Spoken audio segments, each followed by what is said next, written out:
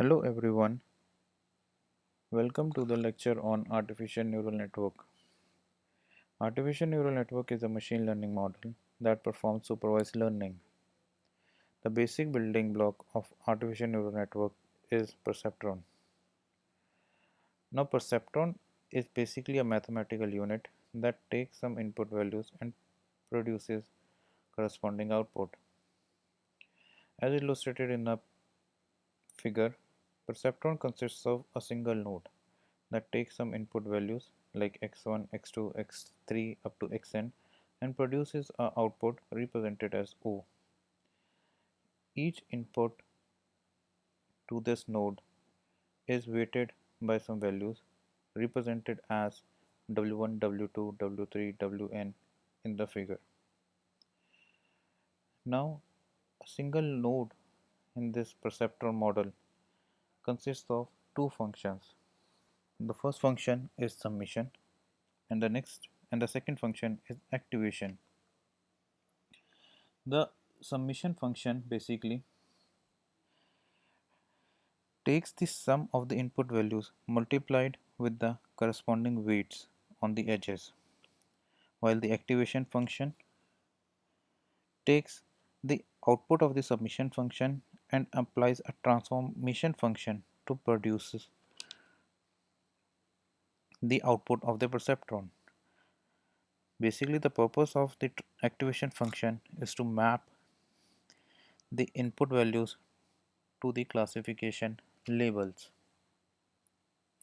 Some of the common activation functions we find in literature are sigmoid function, threshold function, softmax function, ReLU function, and there are many more, which we will discuss in our lecture on activation functions.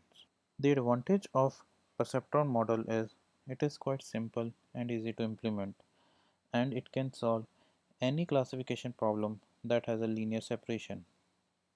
However, it fails to solve the classification problems that has non-linear boundaries. To solve such problems, artificial neural networks are quite efficient. Now, artificial neural network ALICE ANN is a network of layers wherein each layer basically consists of stack of perceptrons. As illustrated in the figure, we have an artificial neural network consisting of 4 layers, and each layer except the first layer consists of perceptron or nodes.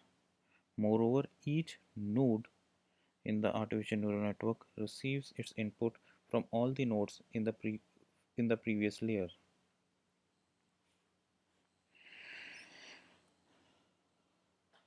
In artificial neural network, the layer that produces the output is termed as the output layer, while the layer that feeds in the input values is termed as the input layer, and all the remaining layers in between the input and the output layer are termed as hidden layers.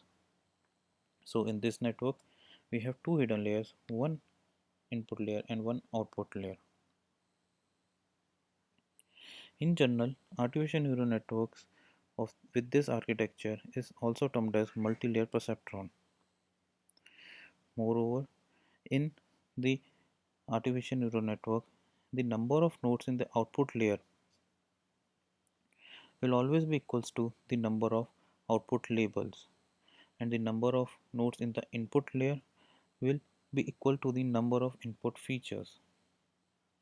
However, the number of nodes in a hidden layer are user defined, and the number of hidden layers in artificial neural network are also user defined.